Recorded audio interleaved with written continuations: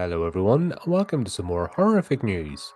Okay, I covered this briefly a while ago, so it looks like we've got some more updates on the Arkham Horror role-playing game, so let's have a look. Explore the haunted streets of Arkham Horror in exciting new ways.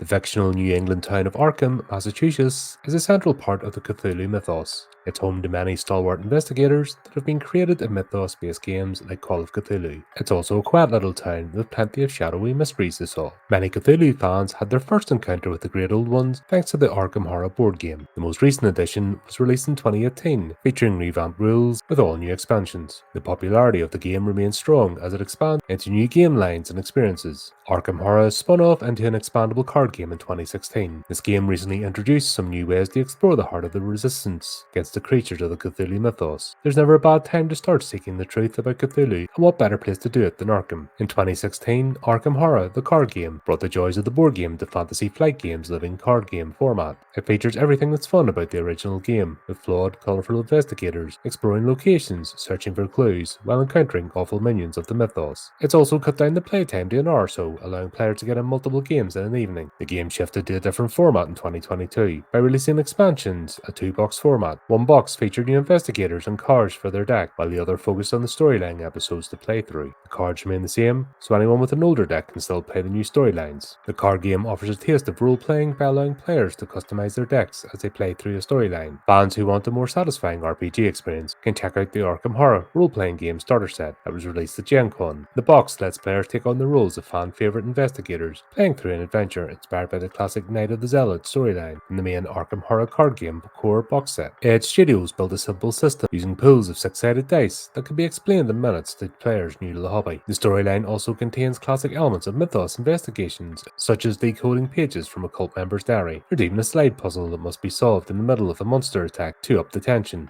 Arkham may not exist in the real world, but it's been detailed like it does. Call of Cthulhu has published several guides throughout the years. Welcome to Arkham further brings the town to life as an illustrated guide to the neighbourhoods and personalities that make up the town. The book is an excellent choice for any fan of the mythos, as it is not tied to any of the games and focuses on the fiction. It uses artwork from across the entire Arkham Files line to highlight the important people, places and things across Arkham. It also expands out into other places in so-called Lovecraft country, like Dunwich and Innsmouth. Arkham Horror role-playing game starter set and Welcome to Arkham are available through online vendors and friendly local game stores. Alright, there we go. Right, I've heard a few things about this, good and bad. If you're into card game, I'm not a massive card game player, so I don't really get involved with that side of things. Board games now and again, but once again, I'm not a massive connoisseur, if that makes sense. I don't know what this offers that Call of Cthulhu doesn't already. That's my only thing about it. I don't know. I know the company split and there's a whole thing that went on. I don't know exact details, can't remember, so I'm not going to try and say something here and be misquoted, if that makes sense. But if you're looking to use the card game and put in the role-playing game, you may as well just use the Chaosium version. It's more fleshed out and it's, it's established as a game. As you know, I play Call of Cthulhu quite a bit, and I don't know what another game system in the same universe, if that makes sense, is going to offer, unless you're going to do it like D&D and Warriors of Kryn, sorry, Dragonlance and Warriors of Kryn, more specifically. You do a bit of the role-playing game and then you jump across to the board game to resolve something. But